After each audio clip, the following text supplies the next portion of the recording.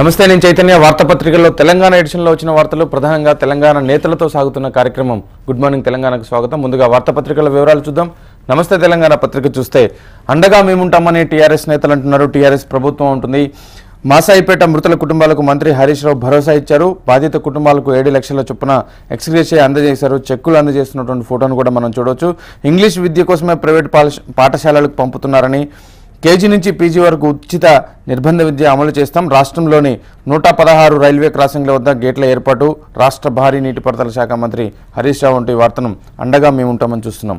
ఇక గోపనపల్లిలో గోల్మాల్ జరుగుతుంది. Journalist colony పక్కన 100 కోట్ల స్థలం స్వాహా అయింది. ప్రభుత్వ ప్రైవేటు భూములను కబ్జా చేసిన బడాబాబులు దిక్కులు లేఅవుట్ మార్చి 40 ప్లాట్లను మహావీర్ బిల్డర్స్ ఎసరు పెట్టారని, ఫస్ట్ లిఫ్ట్ పేరుతో ప్రభుత్వ భూమిలో పూజా డెవలపర్స్ విల్లాలు నిర్మిస్తుంది. రెవెన్యూ జీహెచ్ఎంసీ అధికారుల అండదండలు కూడా ఉన్నాయని, కార్యాలయాల చుట్టూ తిరుగుతున్న బాధితుల పేరుతో ఈ వార్తను చూస్తున్నాం. గోపనపల్లిలో గోల్మాల్ అంటూ. ఇక బోగస్ రేషన్కు ఆధార్ చెక్ పెట్టబోతున్నారు. పలు జిల్లాల్లో 70% పూర్తయిన సీడింగ్ ప్రక్రియ, వెల్లడవుతున్న అసలు లబ్ధిదారుల సమాచారం అంటూ దసరా తర్వాత కొత్త రేషన్ కార్డుల జారీకి కసరత్తు జరుగుతుందనేది ఈ వార్త సారాంశం. వామ్మో ఇరాక్ అంటూ ప్రత్యక్ష నరకం చూసామని అక్కడి నుంచి వచ్చినటువంటి యువకులు చేస్తున్నటువంటి ఆవేదన వెలగెత్తున్నటువంటి ఆవేదన చూస్తున్నాం. ఇరాక్ నుంచి ఢిల్లీ చేరుకున్న రాష్ట్ర యువకుల ఆవేదన పేరుతో ఈ వార్తను చూస్తున్నాం. బంగాళాఖాతంలో తుఫాన్గా మారిన అల్పపీడనం స్థిరంగా ఉపరితల ఆవర్తన పేరుతో రాగల 24 గంటల్లో భారీ వర్ష సూచన ఉంటుంది. పలు చోట్ల ఉరుములతో కూడిన వర్షం అంటూ ఒక శుభవార్తను నమస్తే తెలంగాణ పత్రిక కూడా ప్రచురించింది.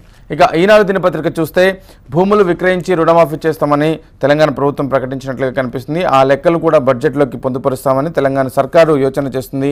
ఇప్పటికే ఆర్బీఐకి సమాచారం అందించింది. భారీగానే 10 నెలల బడ్జెట్ ఉండబోతుందంటూ భూములు విక్రయించి రుణమాఫీ చేస్తామనే అంశాన్ని ఈనాడు ప్రచురించింది. ఇక విప్రోని విస్తరిస్తామంటున్నారు. తెలంగాణ ఏపీలో మరిన్ని పరిశ్రమలు పెట్టడానికి తెలంగాణలో ఐటీ హార్డ్వేర్ పార్కులు, విశాఖలో ఐటీ సెజ్ ఏర్పాటు, 500 కోట్లతో హిందూపురంలో సబ్బుల పరిశ్రమ. కేసీఆర్ చంద్రబాబులతో అజీం ప్రేమ్జీ భేటీ అయ్యారు. 2 రాష్ట్రాల అభివృద్ధికి సహకరిస్తామని హామీ ఇచ్చారండి. విప్రోను విస్తరిస్తాం పేరుతో ఈ వార్త కనిపిస్తుంది. మీ హయాంలో ప్రతిపక్ష హోదా ఇచ్చారంటూ వెంకయ్యనాయుడు ప్రశ్నిస్తున్నారు. కాంగ్రెస్ అపరిపక్వతతో వ్యవహరిస్తుంది. స్పీకర్ ఏ నిర్ణయం తీసుకున్నా ఆమోదిస్తామంటూ కొత్త రాజధాని నిర్ణయించేది ఏపీ ప్రభుత్వమని కేంద్ర మంత్రి వెంకయ్య వ్యాఖ్యల పేరుతో ఈ వార్త మనం చూస్తున్నాం. అపెక్స్ ఆమోదించాల్సిందంటూ గోదావరి ప్రాజెక్టులపై ఆంధ్రప్రదేశ్ లేఖ. కేంద్రం నదీ యాజమాన్యాల బోర్డుల విజ్ఞప్తి పేరుతో అపెక్స్ ఆమోదించాల్సిందంటూ మరొక వార్త కూడా మనకు కనిపిస్తుంటే, సిబిడిటి చైర్మన్గా కేవీ చౌదరి ఎంపికయ్యారు. తెలుగు వ్యక్తికి అత్యున్నత స్థానం పేరుతో మరొక వార్త. ఇదేం బాగాలేదు అంటూ ఉద్యోగుల విభజన మార్గదర్శకాలపై సీఎం కేసీఆర్ అసంతృప్తి వెల్లడించారు. అభ్యంతరంపై హోంశాఖకు లేఖ రాయాలని నిర్ణయించారు. అండగా ఉంటానని టీజీఓలకు భరోసా ఇచ్చారు. ఇదేం బాలేదంటూ విభజనపై కేసీఆర్ చేసినటువంటి వ్యాఖ్యలు కూడా మనం చూడవచ్చు. ముసురుతున్న అభ్యంతరాల పేరుతో ముసాయిదా మార్గదర్శకాలపై తెలంగాణ ఉద్యోగుల సంఘాల వ్యతిరేకత. ఆ 3 రాష్ట్రాలకు తెలంగాణ భిన్నమని వాదనలు వినిపిస్తున్నారు. ఆగస్టు 5లోగా తెలపనున్న ఉద్యోగ సంఘాల పేరుతో ఈ వార్తను చూస్తున్నాం. కోలుకుంటున్న చిన్నారులంటూ సాధారణ వార్డుకు 12 మంది 2-3 రోజుల్లో డిశ్చార్జ్ అయ్యే అవకాశం ఉంది. 4 పరిస్థితి మాత్రం అత్యంత విషమంగా ఉందంటూ నిన్న బస్సు యాక్సిడెంట్కి సంబంధించిన అంశాన్ని కూడా ఈనాడు దినపత్రిక ప్రచురించింది. ఇక ఆంధ్రజ్యోతి చూస్తే, విప్రో విస్తరణ పేరుతో ప్రధాన వార్త కనిపిస్తుంది. హైదరాబాద్ కార్యకలాపాల విస్తృతికి నిర్ణయించారు.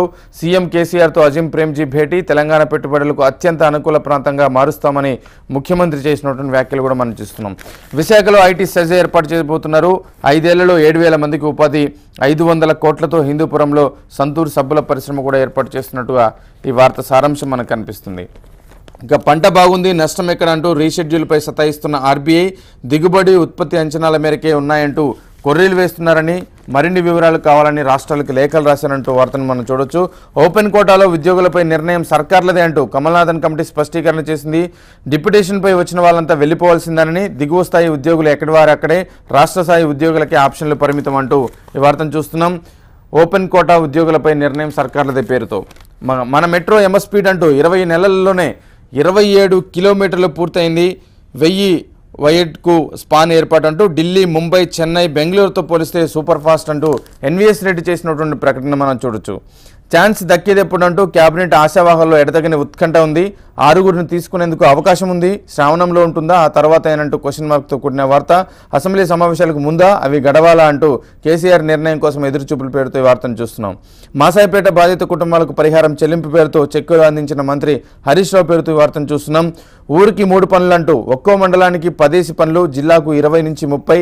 మన ప్రణాళిక పనుల ప్రాధాన్యంపై టీ సర్కారు విస్తృత కసరత్తు చేస్తుంది. నేటితో ముగియనున్న సభల పేరుతో ఈ వార్తను చూస్తున్నాం. తప్పుడు వరకట్న కేసులకు శిక్ష అంటూ చట్టంలో మార్పులకే కేంద్రం యోచన చేస్తుంది. తప్పుడు కేసులు పెట్టకుండా కట్టుదిట్టం చేస్తున్నారంటూ ఆంధ్రజ్యోతి ప్రత్యేక కథనాన్ని కూడా మనం చూడవచ్చు. ఇక సాక్షి దినపత్రిక చూస్తే రూల్స్కు గేట్లేవే అంటూ నెలకు 20,000 వాహనాలు తిరిగితేనే గేట్లు పెడతామని ప్రాణాలు తీస్తున్న రైల్వే నిబంధనల పేరుతో ప్రధాన వార్త కనిపిస్తుంది. ఎటు చూసిన చీకట్ల పేరుతో తెలంగాణకు తీవ్ర కరెంటు కష్టాలున్నాయి. అసలే లోటు, ఆపై పీపీఎల్ రద్దు పోటు. తాజాగా జాతీయ గ్రిడ్ కారిడార్లో దక్కని బుకింగ్ పేరుతో ఉత్తరాది కరెంటును తన్నుకుపోయిన తమిళనాడు, ఛత్తీస్గఢ్ కరెంటుకు 2.5 ఏళ్లు ఆగాల్సిందే. ఇప్పుడిప్పుడే వచ్చే కొత్త ప్లాంట్లు లేవంటూ ఎటు చూసిన చీకట్ల పేరుతో ఈ వార్తను చూస్తున్నాం. తెలంగాణలో విప్రో విస్తరణ అంటూ విప్రో సంస్థ చైర్మన్ ప్రేమ్జీ ప్రకటన. సీఎం కేసీఆర్తో భేటీ అయిన అంశం. నేల రాలుతున్న పసికందులు, ఏటా 80,000 మంది శిశువులు మృతి చెందుతున్నారంటూ ప్రత్యేక కథనం. అన్ని రాష్ట్రాల మాదిరే ఏపీ, తెలంగాణ కూడా రుణమాఫీపై సాయం అందజేస్తామని కేంద్ర మంత్రి వెంకయ్యనాయుడు వ్యాఖ్యలు చేసినటువంటి అంశం. కోలుకుంటున్న చిన్నారుల పేరుతో యాక్సిడెంట్ సంబంధించిన అంశం. ఈ ఎన్నికల విషమ పరీక్ష పేరుతో 3 కార్పొరేషన్లు, మెదక్ ఎంపీ స్థానంపై కాంగ్రెస్ కన్ను వేసింది. ఓటమి పాలైతే వలసలను నియంత్రించలేమన్న ఆందోళనలో ఉందంటూ సాక్షి దినపత్రిక కాంగ్రెస్ పార్టీకి సంబంధించిన అంశాన్ని కూడా పేర్కొంటుంది.